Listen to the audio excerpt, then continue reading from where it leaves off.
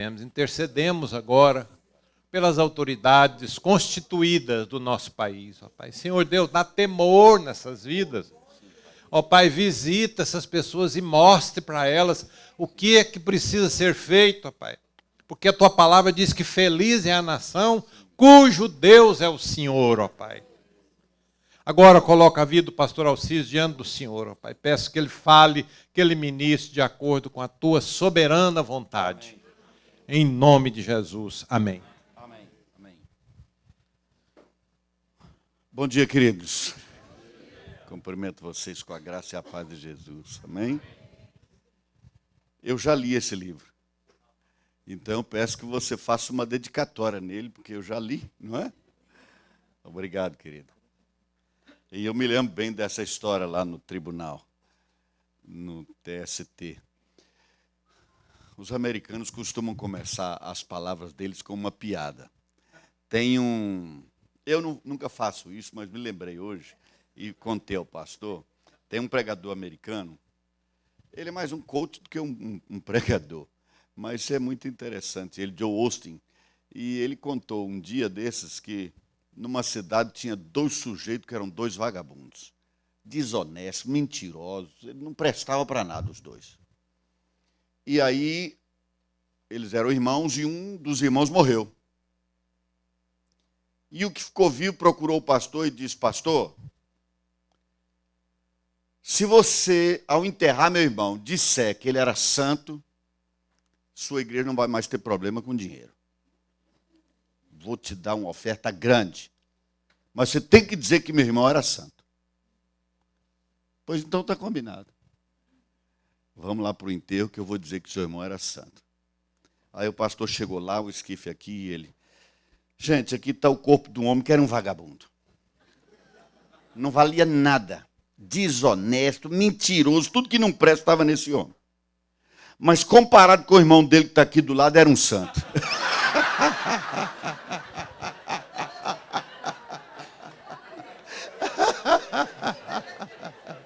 Resolvido, está pago, né?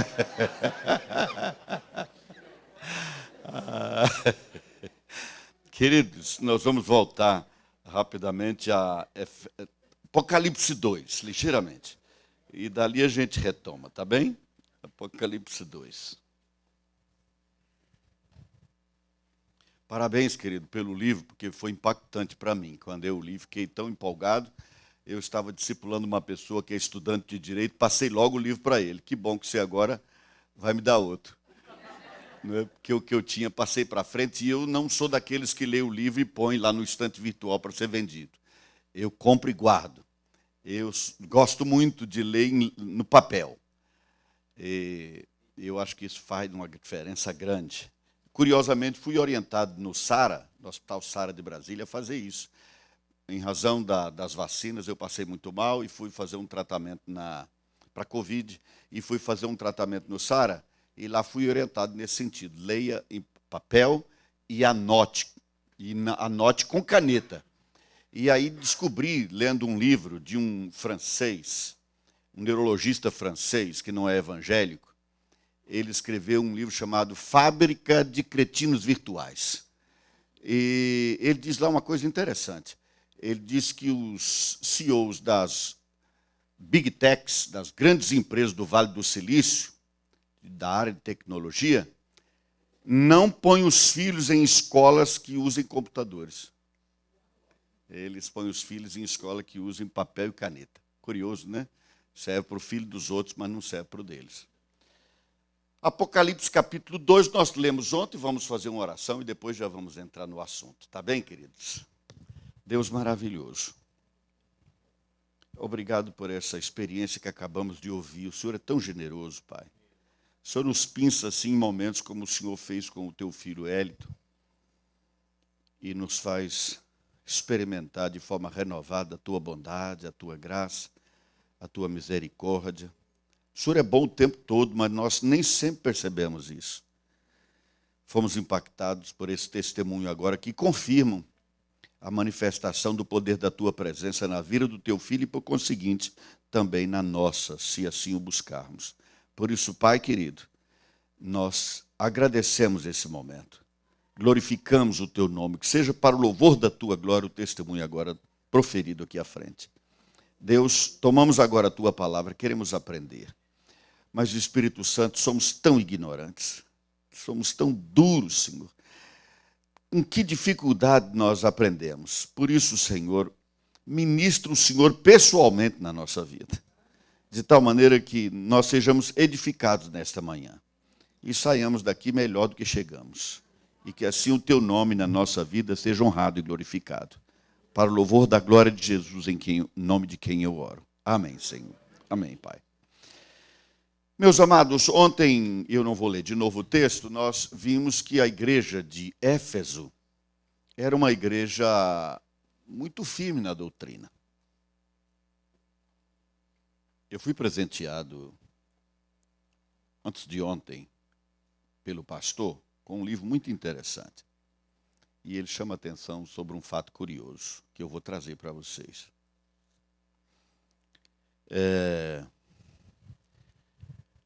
Vou trazer esse fato com uma pergunta. E a pergunta é retórica, você não tem que se manifestar, mas eu gostaria que você prestasse bastante atenção. Você explicaria agora, abrindo a Bíblia, por que você tem certeza que é salvo? Você vai abrir a Bíblia e dizer, por isso aqui eu sei que sou salvo. Você seria capaz também de abrir a Bíblia e mostrar assim, por isso aqui eu sei como é que eu terminei sendo salvo. Por isso aqui eu sei o que significa a graça de Deus.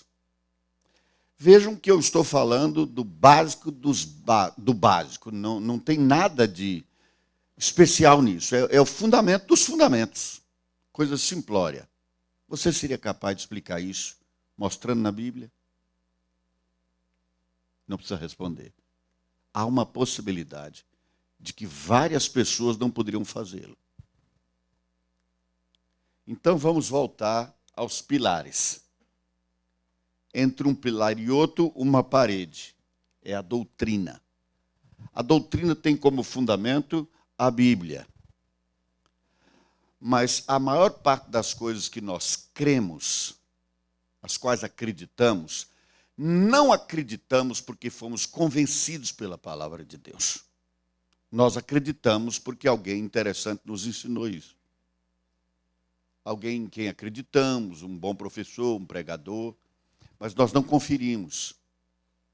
Mas um discípulo de Jesus, queridos, não pode fazer algo porque os outros fazem. Ou deixar de fazer porque os outros não fazem. Um discípulo de Jesus tem que fazer ou deixar de fazer porque foi convencido pelo Espírito Santo por meio da palavra de Deus. Mas aí há um grande problema. Se é por meio da palavra de Deus, como entender a palavra de Deus? E nós temos que ser honestos, queridos. Não é fácil sempre entender a palavra de Deus. Para entender a palavra de Deus é preciso estudar muito. Aqui e acolá a gente encontra uma pessoa que se gaba de ter lido a Bíblia inteira. Quem leu a Bíblia toda uma vez, praticamente não fez nada. É porque se você lê 66 livros, depois de terminar, descreva o que estava neles. Você vai lembrar do último, provavelmente. Mas do primeiro você já não lembra mais. E a gente lê 66 livros, leva 10 anos para isso e acha que está na glória. Queridos, nós estamos vivendo um tempo muito complicado. Porque, mesmo que não estejamos tão próximos do fim quanto nós gostaríamos, há uma grande possibilidade que nós sejamos a última geração. E a palavra do Senhor diz que Satanás, na tentativa de enganar até os eleitos de Deus, vai fazer descer fogo do céu. Outra coisa, a Bíblia diz que algumas pessoas vão chegar ao final para Jesus e dizer assim, eu profetizei em teu nome. Eu fiz milagres em teu nome. Ele vai dizer que fez milagre. Ele não vai dizer que tentou profetizar, ele vai dizer, eu profetizei. E eu fiz milagre. E Jesus vai dizer, eu não te conheço. Então repare o perigo que a igreja de Jesus está. Se eu sei pela cabeça dos outros, mas não sei por experiência própria, por aprofundamento dos meus próprios estudos na palavra de Deus, como é que eu vou discernir entre o falso e o verdadeiro? Entre quem é e quem não é? Porque na igreja de Éfeso apareceram os falsos apóstolos E eles botaram para correr, disseram, vocês são mentirosos. Será que a nossa geração estaria habilitada para fazê-lo, querido? Eventualmente, os líderes, ou alguns líderes, mas eu acredito que até entre os líderes, nós teríamos dificuldade para rechaçar os falsos. A coisa hoje é tão curiosa, tão singular, que a maioria das pessoas acredita que qualquer igreja serve. Só que ele sai de uma igreja que diz A e vai para outra que diz B, e ele diz, não, está tudo bem, a mesma coisa. Como? São posicionamentos contrários, há uma antinomia, mas a pessoa age como se não. E por que ela acredita, ela aceita essa antinomia? Por que ela aceita isso sem questionar?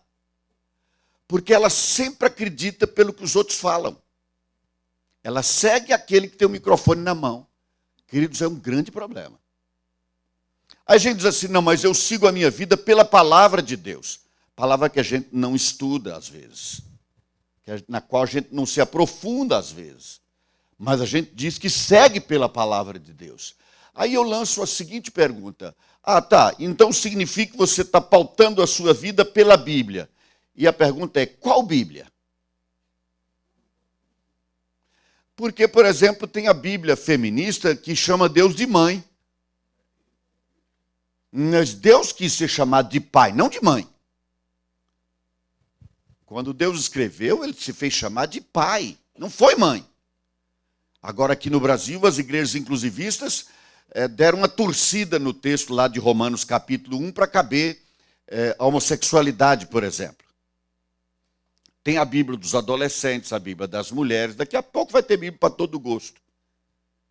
Aí alguém lá diz que a Bíblia precisa ser atualizada. Isso significa dizer, dando uma ajustada nela de tal maneira que caiba todo mundo. Mas, irmãos, a Bíblia é o que é, e nós temos que entendê-la como ela é. E nós temos que primeiro entender gramaticalmente a Bíblia. No nosso tempo de fazer seminário, quando eu estudei em 79, para você buscar o significado de uma palavra numa língua original era um drama. Era uma pesquisa como você faz na biblioteca. Uma semana inteira para descobrir o significado de uma palavra. Hoje não. No meu telefone eu descubro na hora. Na hora, é só clicar lá e aparece a palavra em grego, em hebraico, e o significado dela. Já a explicação. Não é difícil, é muito fácil, aliás. Mas o povo de Deus está com preguiça de entender a palavra de Deus. E por isso vai aceitando o que lhes é posto. Alguém falou, é um homem de Deus. É uma mulher consagrada. Então está valendo.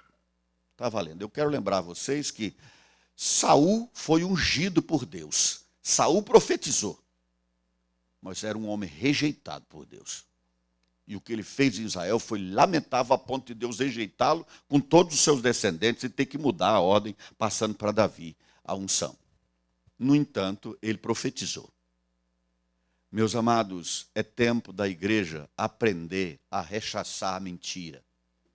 Paulo diz assim, é preciso fazê-los calar. É preciso. Mas o despreparo é tamanho que algumas pessoas têm medo. E se for de Deus mesmo? Vai um mercenário para a televisão, fica milionário da noite para o dia, tem helicóptero, tem avião, mas e se eu falar que está errado e ele for de Deus mesmo? Aí ele conta uma história miraculosa, um negócio assim de impressionar e dizer é de Deus. Mas Satanás não vai tentar fazer descer fogo do céu, não. A Bíblia diz que ele vai fazer descer fogo do céu. Qual de nós questionaria um homem que se apresentasse e dissesse assim, o poder de Deus está sobre mim, desça fogo do céu, e o fogo descesse? Quem diria? É do diabo. Seria difícil? E se não for? E se eu estiver resistindo à obra de Deus? E se eu estiver resistindo ao Espírito Santo? Vocês reparem então, queridos, que o mérito dessa igreja elogiada por Jesus não era pequeno. Agora eu lanço de novo essa pergunta retórica. Jesus faria a nós o mesmo elogio? Parabéns, vocês têm uma doutrina segura. Não aceitam falsidade. Só aceitam a verdade como ela é. Um detalhezinho sobre essa questão de entender a Bíblia, queridos. Meus irmãos, não existem duas interpretações para o mesmo texto da Bíblia. Só existe uma interpretação. A dificuldade é encontrá-la. Pode ter milhares de aplicações, mas interpretação não. Vamos imaginar que aqui estivesse fazendo ontem muito frio. Muito frio. E eu dissesse assim à minha esposa Ana, que, aliás, desculpem, eu não apresentei ontem nem hoje. Por gentileza, princesa, ponha-se de pé. Obrigado. Nós temos esse privilégio de caminhar juntos o tempo todo, queridos. O carro que nós temos agora, desculpe, eu vou abrir esse parênteses e fechá-lo rápido. Nós temos um carro que nós andamos nele já 360 mil quilômetros, compramos zero. Eu acredito que uns 350 mil quilômetros desses nós estamos juntos. E o curioso é que o assunto não acaba. Né? Não acaba. Mas vamos imaginar que ontem eu dissesse para a Ana assim, está fazendo frio, vista uma blusa. Opa, o homem de Deus diz, vista uma blusa. Aí daqui a 200 anos, você vai a um culto em Goiânia, 3 da tarde. Mas o homem de Deus disse, vista uma blusa. Vai para a reunião, vista uma blusa. Vocês percebem que tirado do contexto isso não faz o menor sentido? Só houve sentido em dizer vista uma blusa porque o lugar onde ele iria cultuar estava frio. Então veja que eu posso fazer uma aplicação daqui a 500 anos e dizer, se tiver frio, vista uma blusa. Em qualquer lugar, no culto, em casa, na rua, vista uma blusa. A aplicação vale para tudo. Mas para entender o que foi dito naquele dia, eu tenho que voltar àquele dia. Era numa mata, estava fazendo frio, ela sentindo frio, eu disse para ela vestir uma blusa. Então tem que ter uma compreensão histórica, tem que compreender em que contexto aquilo foi dito. Se eu não entender o significado gramatical daquele texto e não entender o contexto histórico que foi dito, eu não vou entender o texto. É preciso para isso, queridos, dedicação, tempo. E agora vem o desafio. Reparem, olhem para essa frente aqui. Então, vamos tomar isso aqui, esse plástico e isso que está colocado aqui. Tudo que está aqui à frente é aquilo que é possível conhecer de Deus. Certo? Tudo que está aqui é o que é possível conhecer. Essa parte branca aqui é o que foi escrito. A Bíblia diz, numa hipérbole no final de João, último versículo, que Jesus fez tanta coisa, tanto milagre, que não caberiam livros para escrever tudo. O mundo não caberia os livros. É uma hipérbole, naturalmente. Mas pense nisso. O que foi escrito foi só isso aqui. O que nós entendemos do que está escrito, está vendo aquela manchinha lá? É o que eu entendo do que está escrito. E agora? Agora vem um problema. Deus fala fora do que está escrito. Eu não disse que tudo isso aqui é o que é possível conhecer dele? Deus fala fora do que está escrito. Como falou a você, ore, interceda. E como é que eu sei que Deus está falando? Como é que eu sei que é de Deus? A única maneira de saber é se eu me voltar para o que está escrito.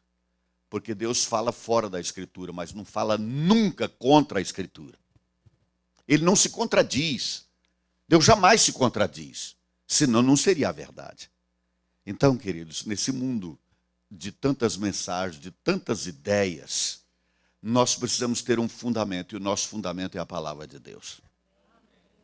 Estude a palavra, entenda a palavra, busque a palavra. Dou uma dica ligeira, querido. Não se apegue demais a essas Bíblias que são mais explicativas do que traduções, como, por exemplo, a Bíblia na linguagem de hoje. Ela é mais interpretativa do que uma tradução para o português da palavra de Deus.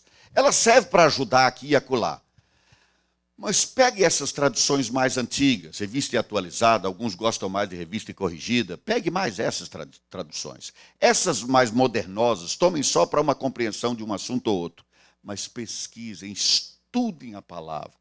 Porque, amados, nós podemos pensar e estar andando de acordo com a vontade de Deus e estamos apenas andando de acordo com a vontade de quem está com o microfone na mão. Isso não pode acontecer. O conselho que eu dou à igreja que pastoreio é: o que eu falar que não puder mostrar na Bíblia é opinião. Opinião você segue se quiser. Agora, o que eu disser e mostrar na Bíblia, obedeça, porque Deus não dá opinião, Deus manifesta a vontade. Então você não discute. Por isso o problema da profecia. Quando a pessoa diz, Deus disse, você vai discutir? Você não discute com Deus. Por isso a profecia tem que ser testada pela palavra, para saber se é de Deus mesmo. Ok, então essa era a igreja de Éfeso. Uma igreja muito firme. Mas Jesus tinha um problema com essa igreja. Essa igreja tinha perdido o amor por Jesus. Aquele fogo inicial, né? Aquela paixão, aquele algo a mais contagiante, que trazia, como você disse, João, onde está o João? Eu vi aqui agora, o João ontem me disse uma coisa interessante. Ele disse, pastor, você ficou uns 20 anos lá depois, desculpe expor você, querido, mas foi uns 20 anos a esposa lá, ele só indo, né? E agora acho que tem um ano por aí que você foi batizado, né? Aí ele disse assim, olha, é interessante, pastor, porque depois disso, não é que eu quisesse a transformação, sem perceber eu fui sendo transformado. O evangelho é assim, queridos. Você nem dá conta de resistir, a graça é irresistível. Quando ela opera na sua vida, você nem percebe, vai sendo mudado, vai sendo transformado, vai sendo feito novo. Fui muito edificado pelo seu testemunho ontem, João, sinceramente. Mas olha só, queridos, eles tinham perdido isso, sabe? Esse contato maravilhoso com Jesus, essa paixão por ele. Mas agora nós vamos ver essa igreja antes de perder isso. Como era a igreja? Como é que caminhava esta igreja antes de perder esse primeiro amor? Abra sua Bíblia, por gentileza, em Atos capítulo 19. Atos 19. Vamos abordar um assunto ou outro e depois nós damos continuidade logo mais à noite. Atos capítulo 19. Paulo estava em Éfeso, né? Aquela cidade da Ásia, cidade importante, muito importante. Essa foi uma igreja também que teve muita relevância. Para vocês terem uma ideia de como essa igreja era aprofundada na doutrina, quando você lê a carta do apóstolo Paulo aos crentes de Éfeso, é uma carta que não é fácil de compreender. O primeiro capítulo, por exemplo, parece que ele perde o fôlego e vai falando. Pá, pá, pá, pá, pá, pá. Você tem que voltar palavra por palavra para entender. É uma carta profunda, muito profunda. Mas era um povo que entendia isso. Ele entendia essa linguagem profunda. É muito interessante. Mas vamos lá para essa igreja, queridos. Vamos antes para a cidade. Aconteceu que, estando Apolo em Corinto, Paulo, tendo passado pelas regiões mais altas, chegou a Éfeso. E achando ali alguns discípulos, perguntou-lhes, presta atenção nisso aqui, como é interessante, queridos. Recebestes, porventura, o Espírito Santo quando crestes? Ao que lhe responderam, pelo contrário, nem mesmo ouvimos que existe o Espírito Santo. Mas que coisa curiosa. Aí, na sequência, eles vão dizer que eles foram batizados do batismo de João. Não é isso? Vou ler. Então Paulo perguntou, em que, pois, fostes batizados? Responderam, no batismo de João. Disse-lhes Paulo, João realizou o batismo de arrependimento, dizendo ao povo que cresce naquele que vinha depois dele, a saber, em Jesus. Eles, tendo ouvido isto, foram batizados em nome do Senhor Jesus. E impondo-lhes Paulo as mãos, veio sobre eles o Espírito Santo, e tanto falavam em línguas como profetizavam. O que é impressionante aqui, queridos, é o seguinte. Vocês se lembram de João Batista, quando ele tinha 6 meses no ventre da mãe, e a mãe de Jesus, quando Jesus tinha cerca de 30 dias de gerado pelo Espírito Santo, foi se encontrar com Isabel? Quando Maria e Isabel se encontraram, o menino deu uma tremida lá. Por quê, queridos? Por causa do Espírito Santo que estava nele. João Batista foi cheio do Espírito Santo ainda no ventre. No ventre. E aqui tinha 12 discípulos de João Batista. E eles nunca tinham ouvido falar no Espírito Santo. Como é que pode ser isso? Porque foram seguindo, né? Desse jeito fizeram. Faz mais isso, fizeram. Lembra que eu falei há pouco? foram seguindo. Ok, mas felizmente, hoje nós conhecemos profundamente o Espírito Santo. Verdade?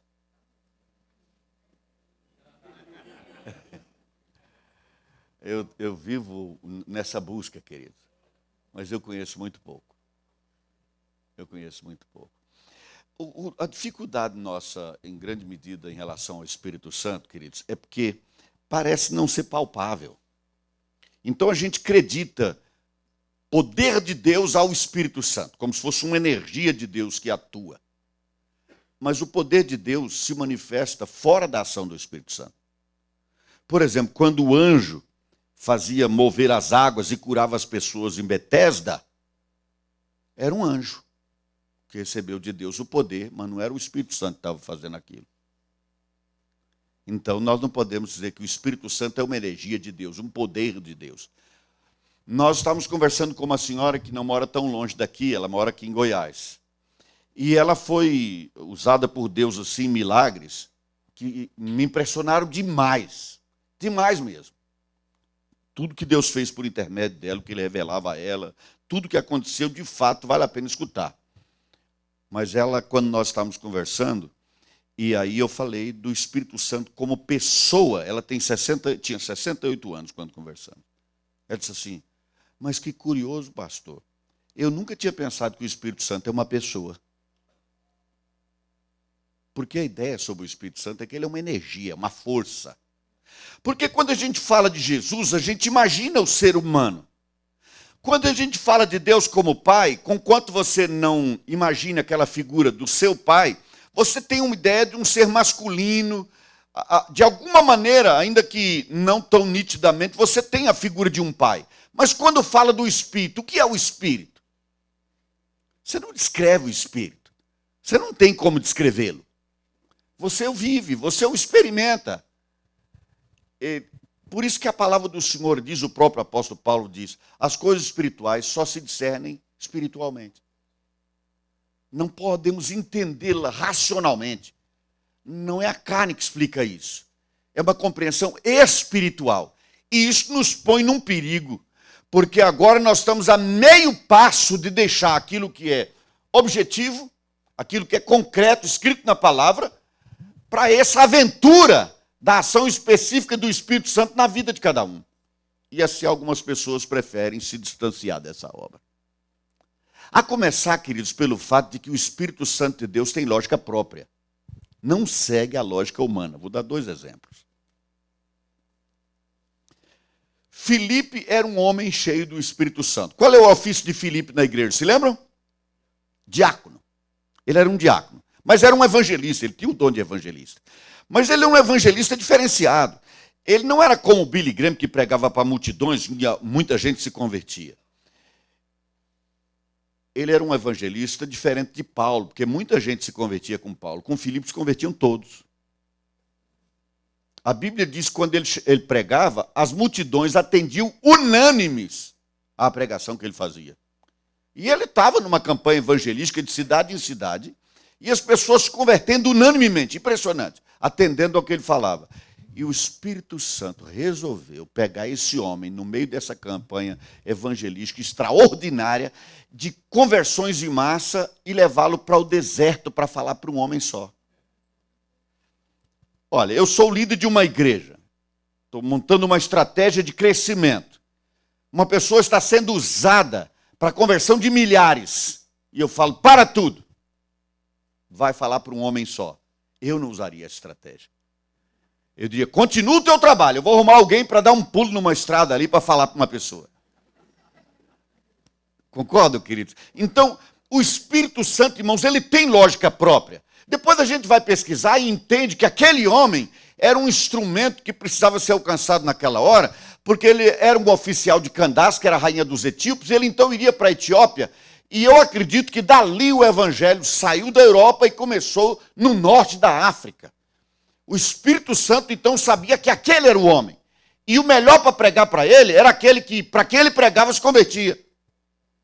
Então ele pegou Filipe e levou lá para falar para um homem só. E assim, no caminho mesmo, ele já o batizou. É a lógica do Espírito. Jesus Cristo. Jesus Cristo para na beira de um poço, indo em direção norte de Israel. Ele passa em Samaria, numa cidade chamada Sicá, vai à beira de um poço, tem um diálogo com aquela senhora cuja vida era irregular, porque no meio da conversa ele pede que ela chame o marido e ela diz que não tinha marido, e ele disse: é verdade, você não tem marido porque você já teve 5 e mora com um homem agora que não é teu marido. Ela ficou impressionada e aconteceu a conversão dela, mas algo excepcional aconteceu no diálogo de Jesus com ela. A mulher estava vivendo irregularmente com um homem que não era seu marido. E que assunto Jesus discutiu com essa mulher, querido? Ele discutiu o assunto Espírito Santo e adoração em espírito. A mulher falou: olha, vocês dizem que tem que adorar em Jerusalém, nós falamos que é nesse monte. Jesus, nem em Jerusalém, nem nesse monte. A Deus vocês adorem em espírito, porque Deus procura adoradores que o adorem em espírito e em verdade. Eu, pregador, evangelista, o que eu diria para essa mulher? Arrependa-te dos teus pecados. Você precisa nascer de novo, mulher. Sua vida, veja, 5, agora está com um que não é teu marido. Você não está vendo a miséria que é a tua vida? Entrega a vida para Jesus. Jesus discute sobre adorar em espírito. E foi algo tão impactante na vida daquela mulher que o texto tem um detalhe curiosíssimo, diz assim: deixando o seu cântaro, porque ela só estava prestando atenção no problema que ela tinha de buscar água todo dia. Deixando o cântaro, foi para a cidade. Largou, esqueceu a água. Foi para a cidade pregar para os amigos. Sabe quem estava naquela cidade naquele dia? Os 12 discípulos de Jesus. 12 homens comprando comida para um só. Mas nenhum deles Deus usou. Usou aquela mulher, com quem Jesus discutiu sobre o Espírito Santo e não sobre o novo nascimento. Agora vamos para outro momento. Jesus é procurado por um teólogo chamado Nicodemos. Eu, se tivesse sido procurado por Nicodemos, eu diria: Nicodemos, você está adorando da maneira errada, Nicodemos. Você é um religioso. Deixa esse caminho errado da sua religião. O que Jesus falou para Nicodemos, querido? Você tem que nascer de novo. Se você não morrer e não nascer de novo, nada. A gente não fala isso para um teólogo, querido, especialmente um teólogo que acredita em Deus. Mas vocês percebem, queridos, vocês percebem que o Espírito Santo tem lógica própria. Uma última colocação. A gente imagina que essa obra do Espírito é assim: quando a pessoa fala em Bíblia, fala em Deus, é de oração e tal, ele já está no Espírito e já nasceu de novo, etc. Não é assim, queridos. É tão surpreendente o Espírito Santo que um homem teve uma visão de um anjo, o Senhor falou a ele viu que eu nunca vi um anjo. Ele era um homem de oração, aprovado por Deus, de bom coração, e Deus falou para ele por meio desse anjo: manda chamar Pedro, e ele virá. E ele vai te dizer as palavras mediante as quais você será salvo. Ele orava, ele via anjos, mas não era salvo. Por quê? Porque a palavra do Senhor, em Romanos 8, diz assim: quem não tem o Espírito de Cristo não é de Cristo. Vocês percebem então, queridos, que o Espírito Santo, nós deveríamos conhecê-lo melhor, nós deveríamos nos aproximar mais dele, dialogar mais com ele. O grande problema é que nós aprendemos, e foi nos ensinado assim, a gente sempre fala com o Pai em nome do Filho, orientado pelo Espírito que intercede por nós. Mas, queridos, o Espírito Santo é uma pessoa que ora, inclusive, com gemidos inexprimíveis em nosso favor. Com sentimentos, ora com gemidos inexprimíveis. Ele sofre por nós. Nós precisamos fazer as pazes com o Espírito Santo. Dialogar com o Espírito Santo. Porque, queridos, de tudo que está escrito, eu só entendo aquele ponto. Mas Jesus disse sobre o Espírito Santo: ele vos guiará à verdade. Eu não falei que tem que estudar o momento, eu não disse que tem que estudar o significado das palavras, mas sem a ação do Espírito Santo, trazendo discernimento e entendimento, você não vai conseguir interpretar. Porque a sua hermenêutica será a hermenêutica como o doutor Hélio, como advogado. Um advogado precisa estudar hermenêutica, jurídica, naturalmente. Porque se ele não souber interpretar as leis, será um péssimo advogado. Nós todos, como discípulos de Jesus, precisamos aprender a interpretar a palavra. Por esse caminho rápido que eu falei para vocês. Mas, indiscutivelmente, queridos, nós não podemos continuar na ignorância sobre a pessoa do Espírito Santo. Precisamos conhecê-lo melhor. Estude, leia a palavra de Deus. Onde você encontrar, queridos, veja a obra do Espírito, como ela é realizada, de que maneira o Espírito age, como você pode se aproximar dele. Lê João 14, 15, 17, 16. Leia ali como Jesus explica esta obra maravilhosa do Espírito Santo. Mas não se fixe na obra, porque, queridos, ele faz como quer, do jeito que quer, com quem quer. Esse talvez seja um dos nossos grandes problemas. Porque nós, singularmente aqueles que não tiveram uma tradição pentecostal, tendemos a criar um quadrado teológico e doutrinário no qual Deus tem que agir. Fora dele, Deus não faz. E o que Deus faz é inusitado, queridos. É diferente sempre. Se eu já contei isso para você, me desculpe, mas eu vou arriscar contar. Eu fui pregar num congresso uma vez na Pensilvânia, num lugar chamado Pine Brook. Esse Pine por causa de muitos pinheiros e o Brook por causa de uns riachos que tinham lá. Eram 13 igrejas.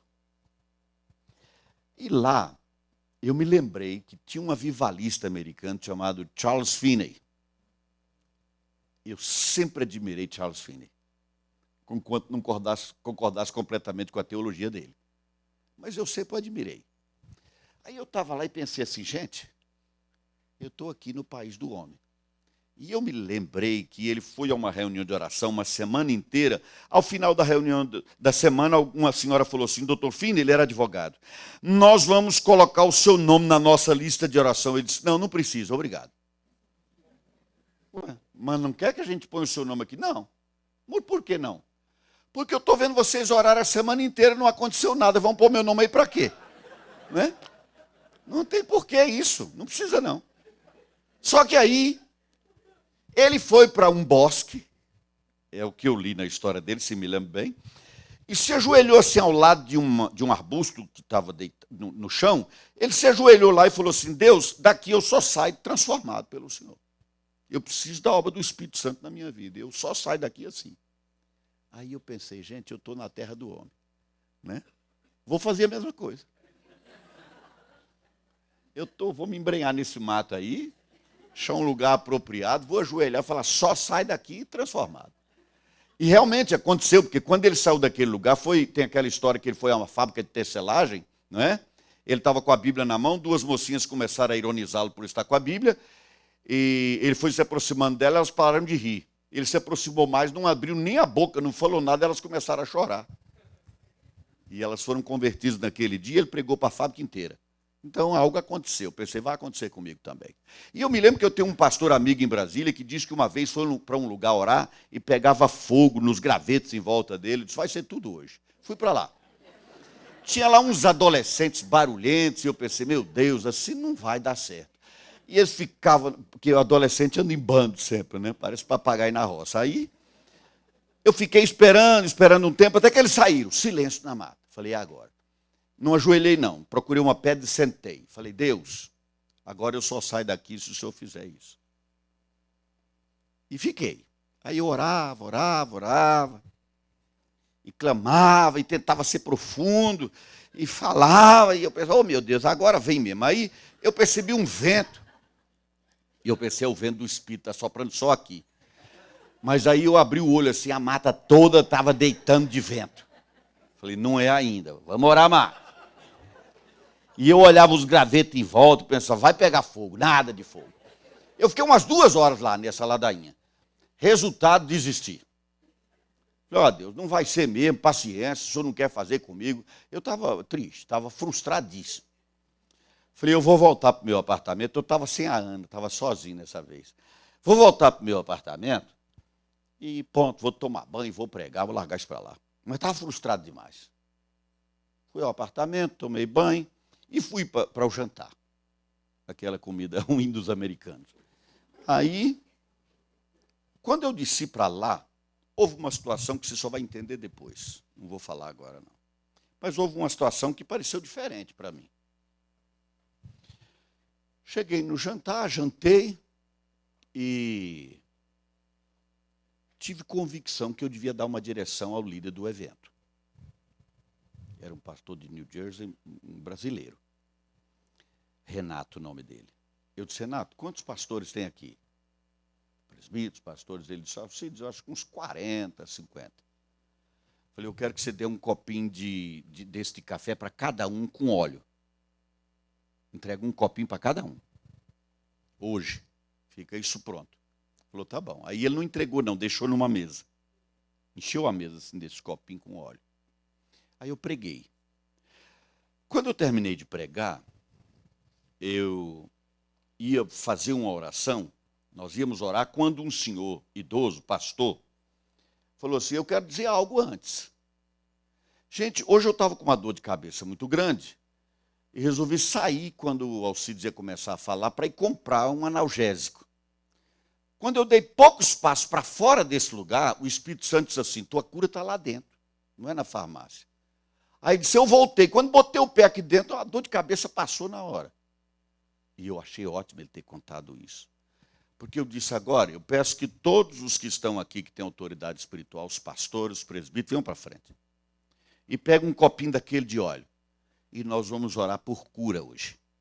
Vamos orar para que Deus faça uma grande obra aqui. Aí,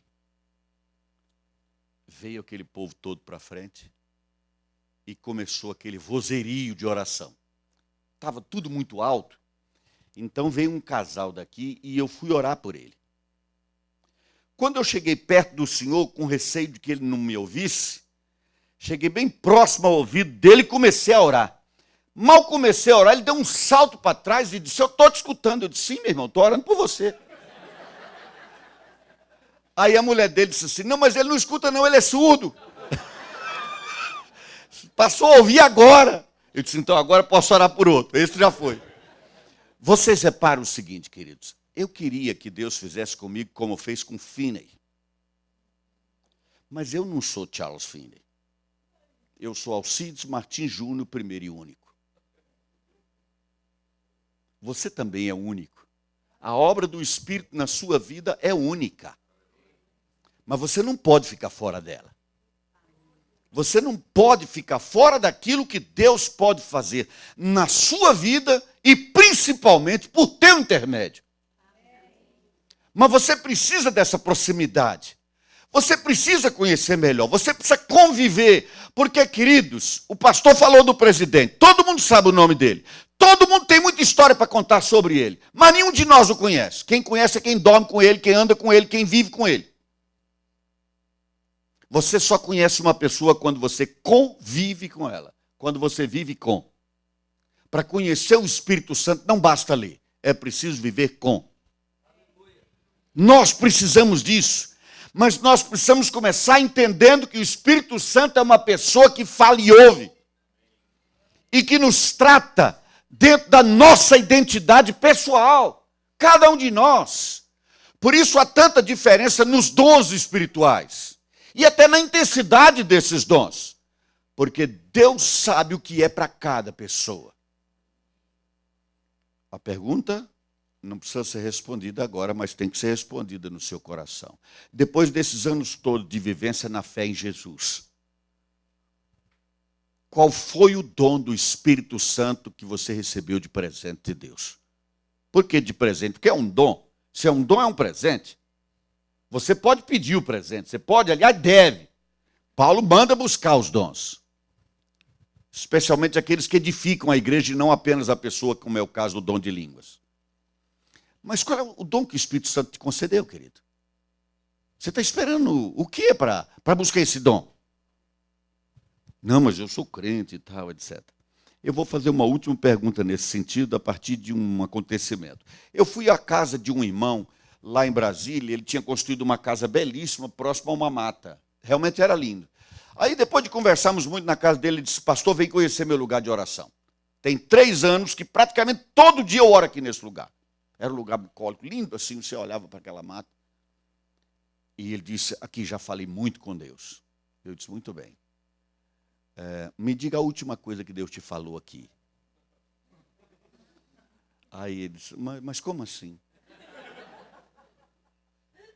Ele disse, meu irmão, que diálogo é esse? Que você está falando há 3 anos. Deus não te fala nada.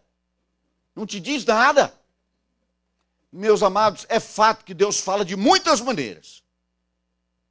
Fala até por meio desse pregador roceiro aqui, ele fala. Mas, querido, Deus quer falar diretamente a você também. Especialmente sobre as coisas mais importantes da vida. Tem gente que é capaz de casar por profecia. Será que Deus não pode falar com você? O Espírito Santo fala, queridos. O Espírito de Deus fala. Guarda isso. Procure ter amizade com Ele, se relacionar mais próxima com Ele. E não espere que Ele haja dentro da sua lógica. Porque o Espírito Santo tem lógica própria. Ele faz como quer. E como é que você vai checar se é o Espírito Santo? Primeiro porque você tem intimidade com Ele e quando você ouve a voz de alguém que você conhece e convive, você sabe quem está falando. No meio de vocês todos, se a Ana conversar comigo, eu sei que é ela. Se você tem vivência com o Espírito Santo, você sabe a hora que é Ele que vai falar. Mas se houver ainda uma pequena raiz de dúvida, vai para o que está escrito. Ele nunca vai falar contra o que está escrito. Amém? Então, aqueles discípulos de João não conheciam o Espírito Santo. Eu quero abordar mais um aspecto e por isso eu peço a você que se levante. Só mais um aspecto. E agora eu peço que você dê uma espreguiçada, né?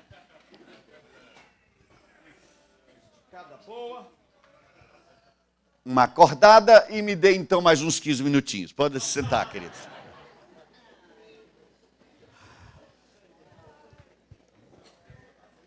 Olha,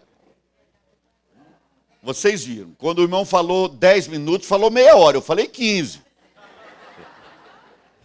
Vocês já leram um livro chamado O Homem do Céu? Já, né? Fantástico. Conheceu pessoalmente. Foi, que interessante. Esse homem do céu disse uma coisa no livro dele muito interessante, que ele disse assim, na China, nós gostamos de ouvir sermões que durem pelo menos 6 horas. Então nós não gostamos de pregadores ocidentais, porque quase nenhum deles consegue pregar nem 2, quanto mais 6. Eles gostam de ouvir sermões longos. Eu estou planejando uma viagem à China, estou em treinamento. Então...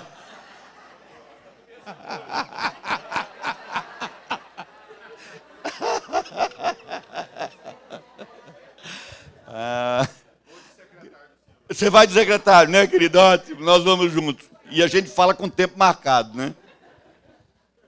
Queridos, vamos avançar mais um pouquinho, depois a gente para.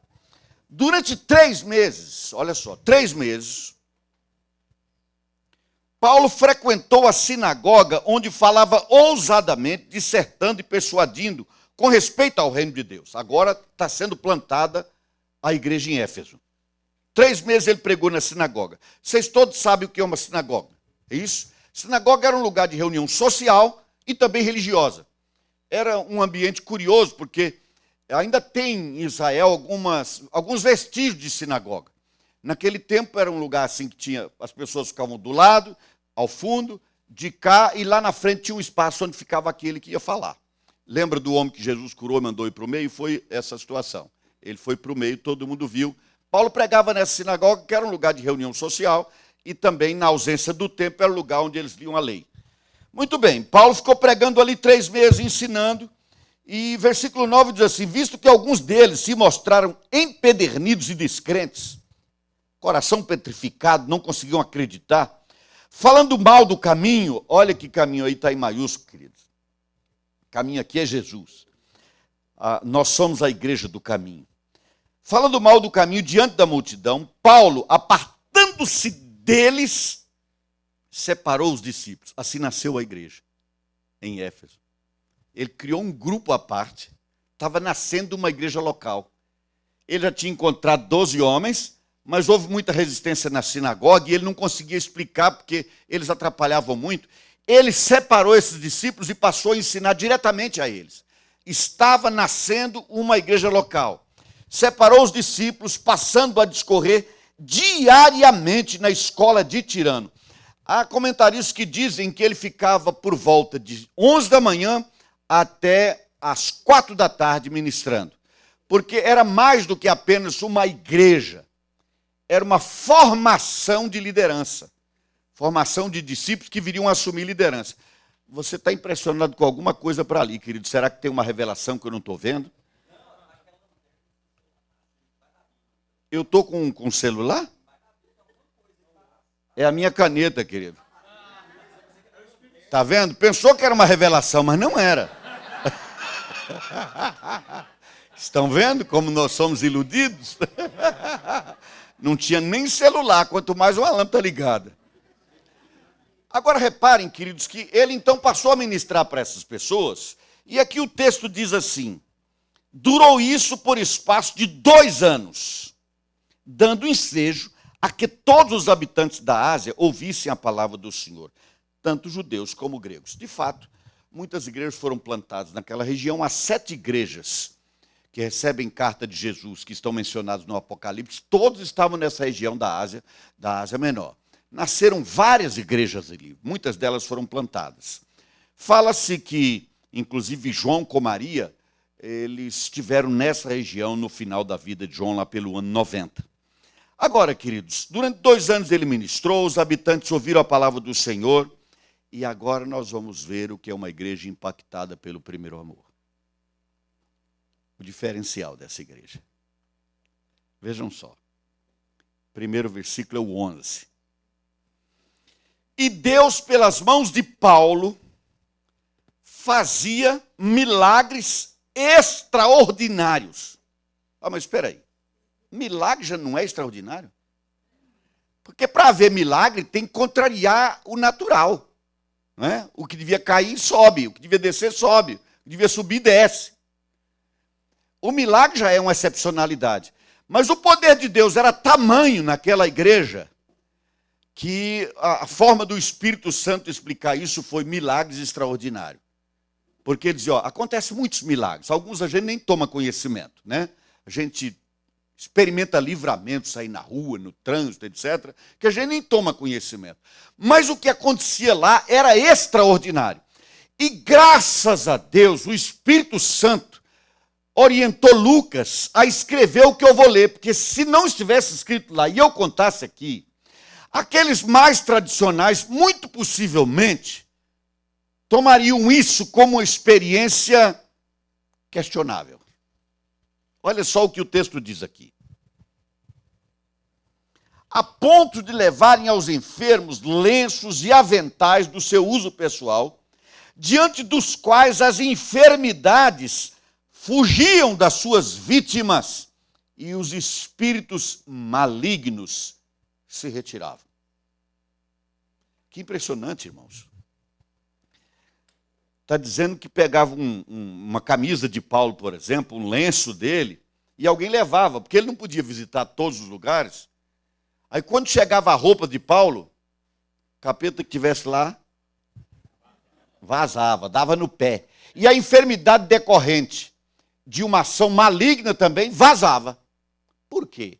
Eu tenho a minha conclusão pessoal. Penso que o demônio pensava assim, gente, atrás da roupa pode vir o dono, vamos vazar logo, né? Para não ter problema.